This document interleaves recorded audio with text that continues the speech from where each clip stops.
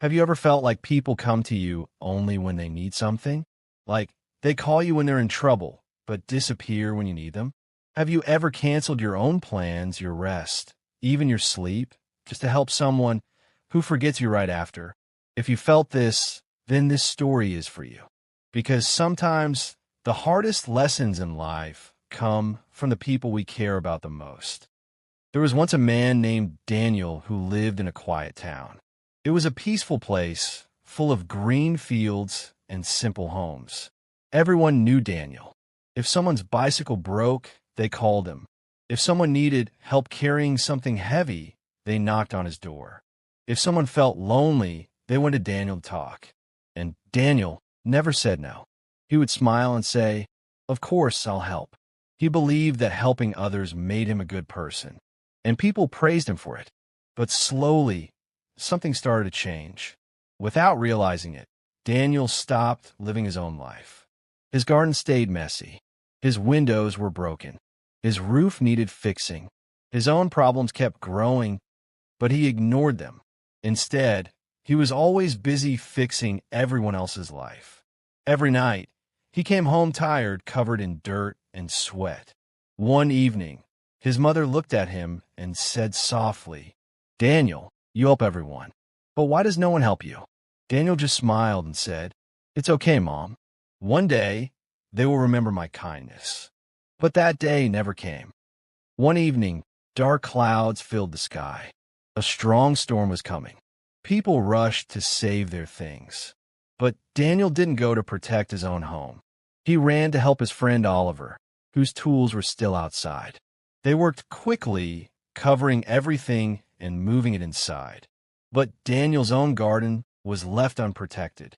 And then the storm hit. Heavy rain poured down. Strong winds destroyed everything in its path. By the time Daniel came back home, it was too late. His garden was ruined. He sat on the steps, soaked in rain, staring at the mess. His mother came, placed a towel on his shoulder, and said quietly, "Today, you saved everyone's things except your own." Daniel said nothing, but inside something broke. The next morning, confused and tired, Daniel went to meet an old man named Mr. Harris. He was a wise teacher who lived near a river. Daniel sat beside him and said, "I don't understand. I help everyone, but I feel empty. I'm tired, not from work, but from people. Why does kindness feel like it's hurting me?" Mr. Harris looked at the river and said, "Look at this river, Daniel. It gives water to trees, animals, and farms." Then he asked, "But what happens when the river overflows?" Daniel replied, "It floods and destroys everything." Mr. Harris nodded. "Exactly. Kindness without limits becomes self-destruction." He continued, "You are kind, Daniel, but you have no boundaries. You are there for everyone, but never for yourself." Daniel listened carefully. Mr. Harris said, "For the next 7 days, don't say yes immediately. When someone asks for help, stop and think. Will this hurt me? Will I lose my time, peace, or energy? If the answer is yes, then say not today." The next day, Oliver came running. "Daniel, please help me move a heavy box." Daniel looked at his broken fence, something he had ignored for months. He wanted to say yes, but this time he paused. He took a deep breath and said, "I am sorry, Oliver. Today I need to fix my own fence. I can help you later, but not today." Oliver was shocked. "You're saying no? You never say no." Daniel nodded quietly. Oliver left, a bit upset. Daniel felt guilty, but he stayed focused. A few hours later, his fence was finally fixed. For the first time in a long time, Daniel felt proud of himself. The next few days, more people came asking for small favors. And each time, Daniel politely said no when he needed to. Something started to change. He felt lighter, calmer, at peace. A few days later, another storm came. This time, Daniel stayed home.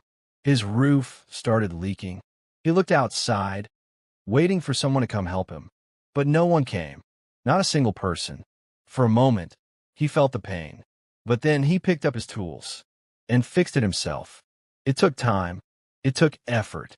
But when he finished, he sat quietly and said, "So this is what it feels like to depend on myself." Days turned into weeks, and Daniel changed. He stopped running everywhere for everyone. He stopped sacrificing his peace. He started taking care of his home, his garden, himself, and something unexpected happened. People began to respect him more. Oliver started solving his own problems. Neighbors stopped calling him for everything.